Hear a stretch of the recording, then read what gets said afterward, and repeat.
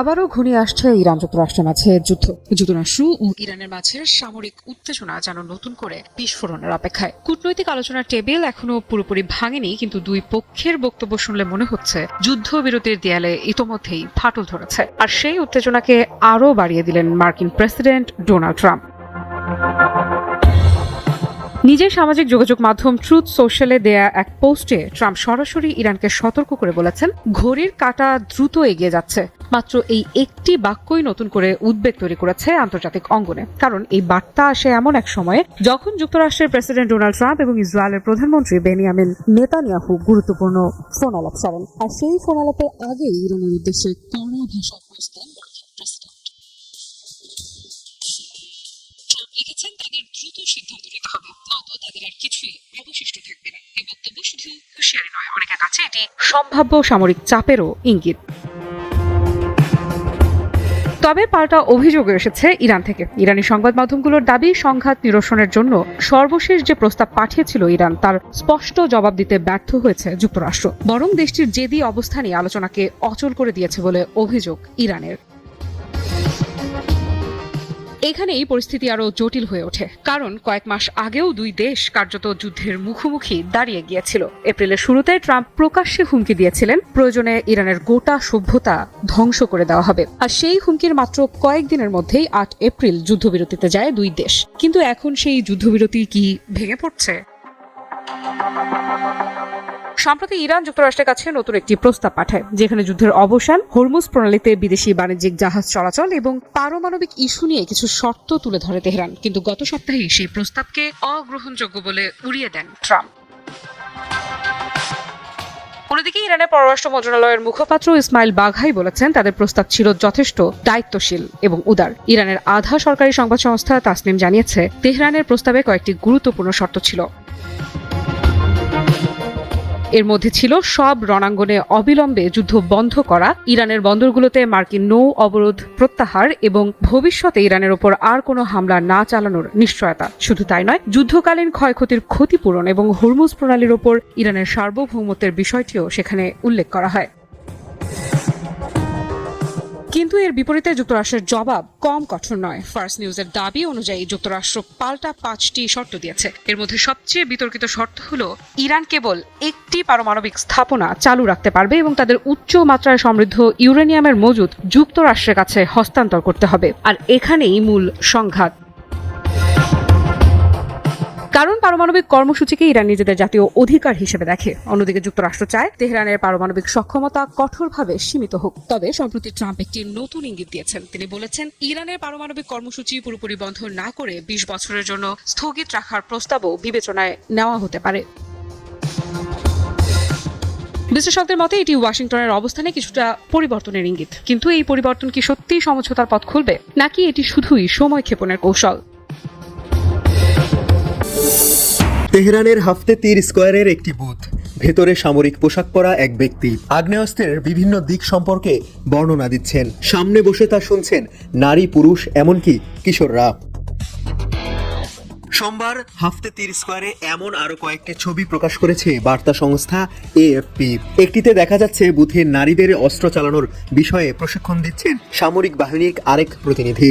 বার্তা সংস্থা বলছে, দেশটিতে ফের যুক্তরাষ্ট্র ও ইসরায়েলের হামলার উদ্বেগ বাড়ায় এমন প্রশিক্ষণের আয়োজন করা হয়েছে। হাফতে তীর স্কোয়ারের প্রকাশিত ছবিগুলো রোববারের। একই দিন মার্কিন প্রেসিডেন্ট ডোনাল্ড ট্রাম্প ইরানকে নতুন সতর্কবার্তা দিয়ে বলেছেন, দ্রুত শান্তি চুক্তি না করলে দেশটির আর কিছুই অবশিষ্ট থাকবে না। ট্রাম্পের এমন হুমকির দিনেই তেহরানের যুক্তরাষ্ট্র বিরোধী বিক্ষোভ হয়েছে। এতে সরকারপন্থী কয়েকশো নারী পুরুষ অংশ নেন। তাদের হাতে ছিল প্রয়াত নেতা আল খামিনি ও বর্তমান নেতা মুস্তফা খামিনির ছবি সংবলিত প্লে কার্ড। মার্কিন গণমাধ্যম সিএনএনও সোমবার ইরানিদের অস্ত্র প্রশিক্ষণ নেওয়া ও যুক্তরাষ্ট্র বিরোধী বিক্ষোভ মিছিল নিয়ে প্রতিবেদন প্রকাশ করেছে। গত 28 ফেব্রুয়ারি যুদ্ধ শুরু হওয়ার পর থেকে প্রায় প্রতি সন্ধ্যায় ইরান জুড়ে সরকারপন্থী সমাবেশ অনুষ্ঠিত হচ্ছে। তবে সাম্প্রতিক দিনগুলোতে বিভিন্ন এলাকায় প্রকাশ্যে অস্ত্রের বুথ দেওয়া হচ্ছে। সেখানে সাধারণ নাগরিকদের অস্ত্র ব্যবহারের প্রাথমিক প্রশিক্ষণ দেওয়া হচ্ছে। ভানুক স্কোয়ারের এমন একটি বুথে সিএনএনের সাংবাদিকরা দেখেন কালো চাদর গায়ে জড়ানো এক নারী AK-47 অ্যাসল্ট রাইফেল চালানোর নিয়ম শিখছেন। সামরিক পোশাক পরা এক মুখোশধারী ব্যক্তি তাকে অস্ত্রটি খোলা ও ফের জোড়া দেওয়ার পদ্ধতি দেখিয়ে দিচ্ছেন। পারস্য উপসাগরীয় অঞ্চলে আবারও জমেছে যুদ্ধের কালো মেঘ। হোয়াইট হাউস থেকে ছুড়ে দেওয়া একের পর এক হুমকিতে কেঁপে উঠছে তেহরান। মার্কিন প্রেসিডেন্ট ডোনাল্ড ট্রাম্প যেন সরাসরি যুদ্ধের কাউন্টডাউন ঘোষণা করে দিয়েছেন। তেহরানকে উদ্দেশ্য করে তিনি হুঙ্কার ছুড়ে জানিয়েছেন, এই চুক্তিতে না এলে ইরানের আর কিছুই অবশিষ্ট থাকবে না। ট্রাম্পের এই বিস্ফোরক মন্তব্য মধ্যপ্রাচ্যের নতুন যুদ্ধের আশঙ্কাকে আরও তীব্র করে তুলছে। কূটনীতির ভাষা পেছনে ফেলে এখন যেন প্রকাশ্য শক্তি প্রদর্শনের খেলায় নেমেছে ওয়াশিংটন। ট্রাম্পের বক্তব্যে স্পষ্ট হয়ে উঠছে, যুক্তরাষ্ট্র আর দীর্ঘ আলোচনার পথে হাঁটতে আগ্রহী নয়, বরং চাপ, নিষেধাজ্ঞা এবং সামরিক হুমকির মধ্য দিয়েই ইরানকে কোণঠাসা করতে চাইছে তারা। মার্কিন প্রশাসনের ভেতরেও এখন এমন বার্তা ছড়িয়ে পড়েছে যে শেষ সুযোগ দেওয়া হচ্ছে তেহরানকে, আর এই সুযোগ হাতছাড়া হলে ভয়াবহ পরিণতির জন্য প্রস্তুত থাকতে হবে ইরানকে।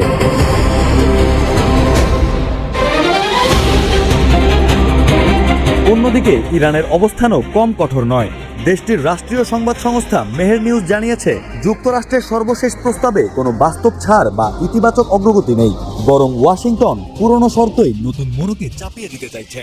তেহরানের কূটনৈতিক মহল বলছে, যুক্তরাষ্ট্র আসলে সমঝোতা নয়, আত্মসমর্পণ চায়, আর সে কারণেই আলোচনা বারবার অচল অবস্থায় গিয়ে ঠেকছে। বিশ্লেষকরা বলছেন, ট্রাম্পের এই আগ্রাসী ভাষা কেবল রাজনৈতিক মন্তব্য নয়, বরং মধ্যপ্রাচ্যে শক্তি প্রদর্শনের সুস্পষ্ট বার্তা। বিশেষ করে ইরানের পারমাণবিক কর্মসূচি নিয়ে পশ্চিমা বিশ্ব দীর্ঘদিন ধরেই উদ্বিগ্ন। যুক্তরাষ্ট্র মনে করছে, সময় গড়ালে ইরান আরও শক্তিশালী হয়ে উঠবে, তাই এখনই কঠোর অবস্থান নিয়ে তেহরানকে নিয়ন্ত্রণে আনতে চায় ওয়াশিংটন। এদিকে ট্রাম্পের হুমকির জবাবে ইরানের ভেতরেও ক্ষোভ বাড়ছে। সামাজিক যোগাযোগ মাধ্যম থেকে শুরু করে রাজনৈতিক অঙ্গন, সবখানেই মার্কিন অবস্থানের বিরুদ্ধে তীব্র প্রতিক্রিয়া দেখা যাচ্ছে। ইরানি নেতারা স্পষ্ট জানিয়ে দিয়েছেন, চাপের মুখে তারা নতি স্বীকার করবে না, বরং প্রয়োজনে চূড়ান্ত প্রতিরোধের পথেই হাঁটবে তেহরান। মধ্যপ্রাচ্যের ভূরাজনৈতিক পরিস্থিতি এমনিতেই অস্থিতিশীল। গাজা যুদ্ধ, ইয়েমেন সংকট এবং লোহিত সাগরে উত্তেজনার মধ্যেই যুক্তরাষ্ট্র ইরান বিরোধ নতুন মাত্রা পেয়েছে। ফলে আন্তর্জাতিক মহলে আশঙ্কা তৈরি হয়েছে যে কোনো ভুল সিদ্ধান্ত পুরো অঞ্চলকে ভয়াবহ সংঘাতে ঠেলে দিতে পারে।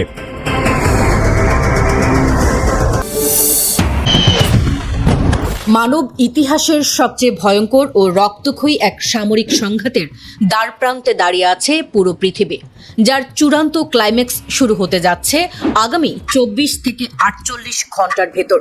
আমেরিকার সামরিক বাহিনী আগামীকালই ইরানের ওপর তাদের ইতিহাসের সবচেয়ে বড় বিমান হামলাটি চালাতে যাচ্ছে।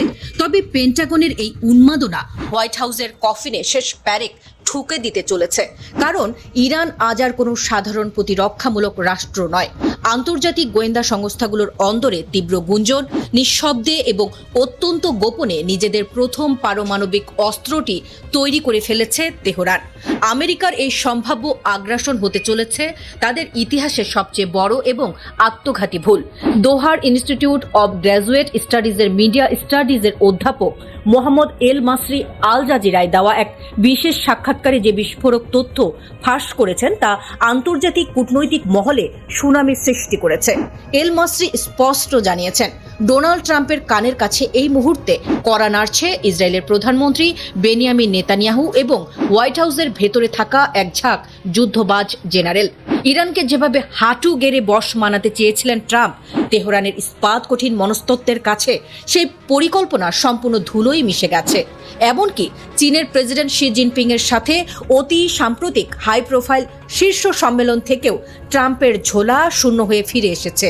কোনো ধরনের বিজয় ঘোষণা ছাড়া মার্কিন জনগণের সামনে দাঁড়ানোর মুখ নেই ট্রাম্পের। আর সেই রাজনৈতিক দেউলিয়াত্ব ঢাকতেই আগামীকাল ইরানের ওপর এই আত্মঘাতী জুয়া খেলতে যাচ্ছে ওয়াশিংটন। আমেরিকার এই আসন্ন আক্রমণকে রুখে দিতে ইরান তাদের সামরিক ইতিহাসের সবচেয়ে বড় এবং স্বয়ংক্রিয় কাউন্টার অ্যাটাক সিস্টেম অ্যাক্টিভেট করে দিয়েছে। তেহরানের ভূগর্ভস্থ মিসাইল শহরগুলো থেকে ক্ষেপণাস্ত্রের লকডাউন কোঅর্ডিনেটস ইতিমধ্যেই মার্কিন সেন্ট্রাল কমান্ডের দিকে তাক করা। সবচেয়ে বড় ভয়ের কারণ হয়ে দাঁড়িয়েছে ইরানের পরমাণু ল্যাবের সেই হাড় হিম করা গুঞ্জন।